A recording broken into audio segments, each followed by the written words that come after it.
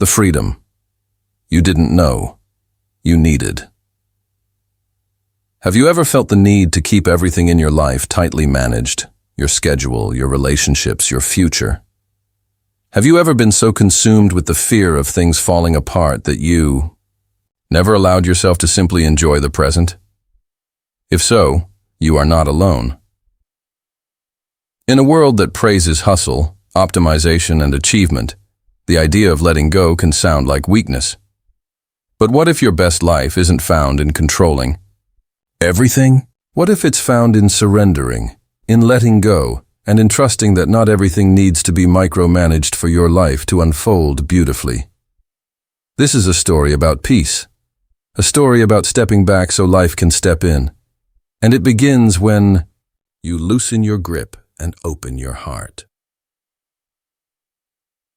Chapter 1. The illusion of control is seductive. It gives us the feeling that we're safe, that we're in charge, that we can outmaneuver chaos if we try hard enough. But what we often don't realize is that control is just that, an illusion. We schedule our days down to the minute, obsess over the future, and manage relationships like strategic projects. We're taught from an early age that success means taking the reins. But no matter how hard we try, life has a way of surprising us.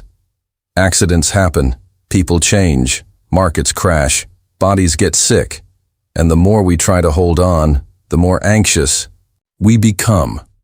True peace begins when we accept that some things are beyond our control, and that this is not a failure, but a form of freedom. Chapter 2. What are we really afraid of? Beneath our obsession with control lies fear. The fear of being vulnerable, the fear of the unknown, the fear of pain. We create plans and expectations to shield ourselves from disappointment. We attempt to control our image to avoid rejection. We try to manage outcomes so we don't feel powerless, but in reality, no amount of control can prevent life from happening. Surrendering doesn't mean we stop caring. It means we care without being crushed by the results. It's okay to be afraid, but we don't have to let fear dictate the way we live. Chapter 3. The cost of always being in control. Trying to control everything is exhausting. It wears on the body, mind, and soul. It affects our relationships, turning love into management. It stifles creativity, replacing spontaneity with rigidity. It turns joy into a checklist. People who live with a high need for control often experience chronic stress, anxiety, burnout, disconnection from others. A lack of joy or spontaneity, control may offer a sense of order, but it comes at a high price.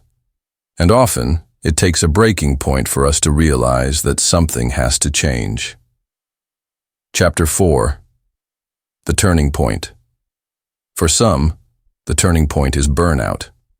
For others, it's the collapse of a relationship or a health crisis. Whatever form it takes, this moment arrives with a whisper or a roar. You can't keep living like this.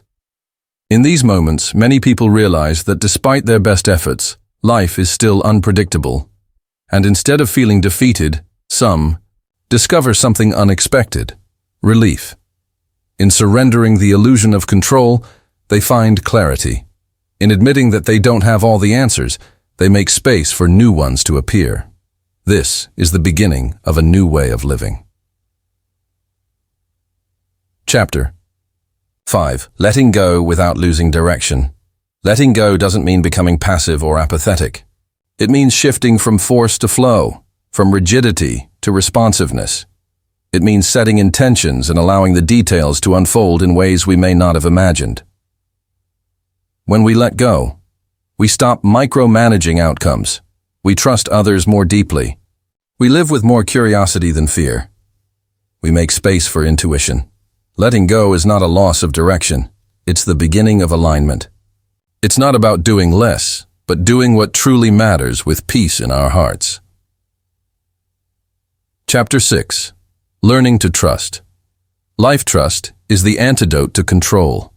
When we trust life, we believe that even when things don't go as planned, we are still being guided. We begin to understand that detours might actually be the path, that setbacks might carry wisdom, that timing has its own intelligence. Trust grows through experience. Every time you face uncertainty and survive it, every time you let go and things turn out okay or even better, trust deepens. It's not blind faith, it's practiced faith, and like any muscle, the more we use it, the stronger it becomes. Chapter 7. Practical shifts in daily life. Letting go isn't a one-time act, it's a daily practice. Here are a few areas where we can begin to loosen our grip. Relationships. Stop trying to change others. Love them as they are. Release expectations and embrace presence. Allow space for people to grow in their own way. Work. Focus on effort and authenticity, not perfection. Let go of needing recognition. Trust that doing your best is enough. Speak to yourself with kindness, not criticism. Let go of the idea of who you should be. Accept where you are as the perfect starting point. Small shifts lead to big transformation. Chapter 8. Stories of transformation. Consider Maria, a high-powered executive who micromanaged everything until a panic attack forced her to reassess. She stepped back, simplified her work, and began delegating. Now she says she feels freer and more creative than ever. Or James, who tried to control his partner's every move out of fear of abandonment. When he learned to trust and let go, their relationship blossomed. His partner felt safer, and so did he. Or Lila, a single mom who finally stopped obsessing over her son's future. She let go of the pressure, embraced the present, and found joy in their everyday moments. These are not fairy tales. They are real-life examples of what happens when we trade control for courage. Chapter 9. Ancient wisdom, modern life. Many spiritual traditions speak of surrender as a virtue. Buddhism teaches the beauty of detachment and flow. Stoicism reminds us to focus only on what we can control, our thoughts and actions. Christianity speaks of surrendering to divine will. Modern psychology echoes this wisdom, showing that resilience, emotional intelligence, and well-being are enhanced when we release rigid control and live more mindfully. Surrender is not passivity. It is power in its most graceful form. Chapter 10. What life looks like. When you let go, imagine waking up without anxiety about the future.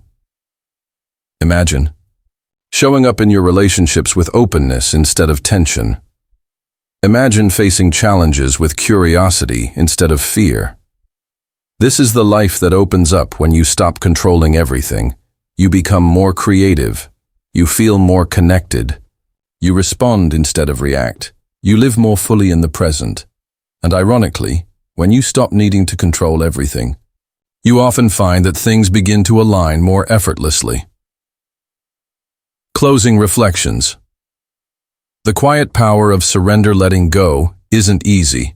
It goes against so much of what we've been taught. But in the space where control once lived, something else begins to grow. Peace, clarity, freedom. Your best life doesn't come from controlling every detail. It comes from showing up with presence, openness, and trust. From releasing the need to be certain and embracing the beauty of uncertainty. You don't need to have all the answers. You just need to be willing to live the questions. And life, in its infinite wisdom, will meet you there. Let go, trust, and watch your best life unfold.